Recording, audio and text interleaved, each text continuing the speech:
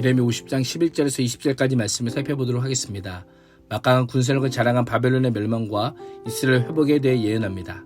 1절에서 10절까지의 내용을 반복하므로 바벨론의 멸망과 이스라엘의 회복이 반드시 성취될 것임을 강조합니다. 11절에서 16절은 바벨론의 멸망입니다. 원문에 따르면 11절에 왜냐하면이란 단어가 3차례나 등장합니다. 직역하면 왜냐하면 너희가 즐거워했기 때문이다. 왜냐하면 너희가 기뻐했기 때문이다. 나의 소리를 노력질하는 자들이여 왜냐하면 너희가 타작하는 송아지처럼 뛰어다녔고 군마처럼 소리 질렀기 때문이다 입니다. 왜냐하면이라는 표현을 사용하므로 하나님께서 북방 민족을 통해 바벨론을 철저하게 심판하신 이유가 무엇인지를 강조하고 있습니다. 바벨론 심판을 당해하는 유죄의 증거를 제시하기 위해 바벨론을 타작하는 송아지로 비유합니다.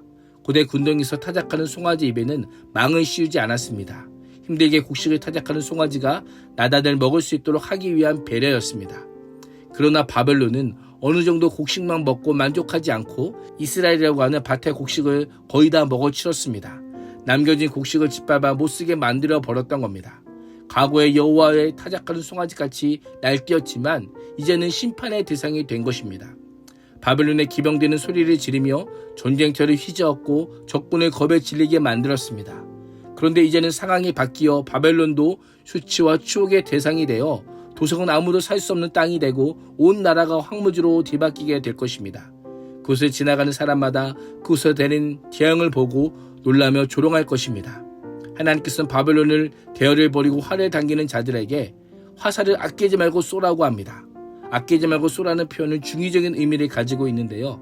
표면적으로는 말 그대로 화살을 아끼지 말라는 겁니다.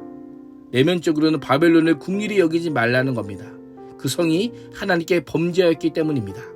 15절은 바벨론을 둘러싸고 그 소령에 고함을 지르라고 명령합니다. 고함을 지르라라는 것은 전쟁을 부르짖음을 의미합니다. 항복했다라는 것은 문자적으로 자기 손을 주다라고는 의미로 자기의 힘과 무기를 넘겨주는 모습을 묘사합니다. 그들은 항복했고 요새와 성벽은 허물어졌습니다. 바벨론이 순식간에 무너진 이유는 여호와께서 그가 행한 대로 그에게 내리시는 보복이요 그가 행한 대로 그에게 갚으셨기 때문입니다. 그 결과 바벨론 땅에서 씨 뿌리는 자도 없고 추수 때 곡식을 거둘 사람마저 끊길 것입니다.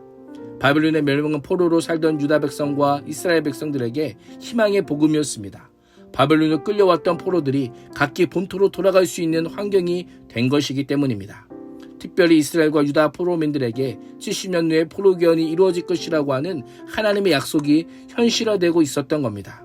훗날 이스라엘 백성들은 바사왕 고레스에 의한 귀한 조서가 떨어지자 바벨론을 떠나 파괴된 고향으로 돌아왔던 겁니다. 17절에서 20절은 이스라엘의 회복입니다. 바벨론 멸망에 대한 신탁을 계속하여 이어가면서 포로에게 있는 유다가 어떻게 될 것인가, 회복될 것이라는 사실에 초점을 맞추고 있습니다. 6절은 이스라엘이 잃어버린 양떼를 묘사했다면 17절은 이스라엘을 흩어진 양에 비유합니다. 이스라엘을 사자들이 쫓기는 양으로 비유하는데 사자는 아수르와 바벨론을 의미합니다. 아수르 왕이 먼저 흩어진 양인 이스라엘 살을 발라 먹은 후에 두 번째 사자인 바벨론의 느부갓네살이 이스라엘 남은 뼈마저 부러뜨려 먹어치울 것입니다. 목자를 떠난 양떼는 이미 죽은 목숨과 같음에도 불구하고 이스라엘 백성들은 어리석게도 목자 대신 하나님을 스스로 떠나 사자와 같은 열방의 먹이가 되었습니다. 목자를 떠난 양의 결국은 맹수에게 살이 찢기고 뼈가 꺾이기 마련입니다. 하나님께서는 이미 아수르 왕을 벌하신 것처럼 바벨론 왕과 그 땅을 벌하실 것을 만군의 여호와 이스라엘의 하나님의 이름으로 선포합니다. 심판의 주체를 만군의 여호와 이스라엘의 하나님이라고 밝힘으로 천군천사를 거느시는 전사로 하나님의 면모를 부각시킴으로 바벨론을 철저히 심판하실 것을 강조합니다. 이스라엘의 하나님이라는 표현을 통해 하나님께서 만왕의 왕이시지만 특히 이스라엘 백성의 하나님 되심을 강조하며 이스라엘을 괴롭힌 바벨론을 이스라엘을 대신하여 심판할 것임을 선언합니다. 19절은 그러나 이스라엘은 내가 그의 초장으로 데려다 놓을 것이니 그들이 갈멜과 바산에서 풀을 뜯고 에브라임 산지와 길르앗에서 마음껏 먹을 것이다 라고 합니다. 갈멜과 바산, 길르앗은 요단강을 중심으로 한 목초지로서 토지가 비옥하고 풀이 많아 목축업에 매우 유리한 곳입니다. 에브라임은 북방 지역으로 세겜과 같은 곳에는 목초지가 많았습니다. 하나님께서는 최대의 풍요와 번영을 상징하는 네 장소를 언급하시며 이스라엘 백성들이 가나안 땅으로 돌아오게 한 후에 굶주리게 하거나 위험에 처하게 내버려 두지 않으시겠다라고 하는 하나님의 굳은 뜻을 다시금 강조합니다. 목자가 자신이 기르는 양에게 최고의 풀과 쉴만한 물가를 제공하여 살찌게 하는 것처럼 이스라엘 목자 되신 하나님께서도 이스라엘 영과 육을 강건하게 하시겠다라고 약속합니다. 마지막 20절은 여호와의 말씀이니라. 그날 그때에는 이스라엘의 죄악을 찾을지라도 없겠고 유다의 죄를 찾을지라도 찾아내지 못하리니 이는 내가 남긴 자를 용서할 것입니다 라고 합니다.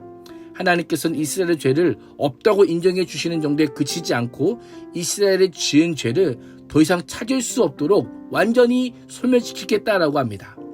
이스라엘의 출 바벨론 사건은 바벨론에서 가나안 땅으로 단순한 지리적 이동이 아니라 하나님께 죄를 지어 유배당한 죄인의 신분에서 모든 죄를 용서받은 의인의 신분으로 바꿔주시는 역사적인 사건입니다. 죄를 말끔히 씻어주는 것을 넘어 앞으로 죄를 짓지 않은 거룩한 백성으로 만들어 가시겠다라고는 하나님의 선포입니다. 내가 남긴 자라고 하는 표현은 하나님께서 그들로 그 가운데 생명을 영원하도록 지켜주셨고 사죄의 은혜를 베푸셨음을 강조하고 있습니다. 우리 또한 그렇죠. 예수 그리스도를 믿고 하나님의 자녀가 된 것은 우리의 의, 나의 의로 말미암은 것이 아니라 오직 하나님의 섭리와 은혜로 말미암은 것임을 잊지 말아야 합니다. 당시 바벨론이 멸망한다는 것을 상상도 못했겠지만 하나님께서는 하나님의 말씀대로 세상이 운행되고 있음을 말씀을 통해 확증합니다. 오늘 하루도 우리 눈에 보이는 것들은 결코 영원하지 않음을 기억하며 하나님께서 심판하시는 그날과 그때를 마음에 새기고 영혼을 사모하는 삶을 살 수 있기를 주님의 이름으로 축복합니다. 기도하겠습니다.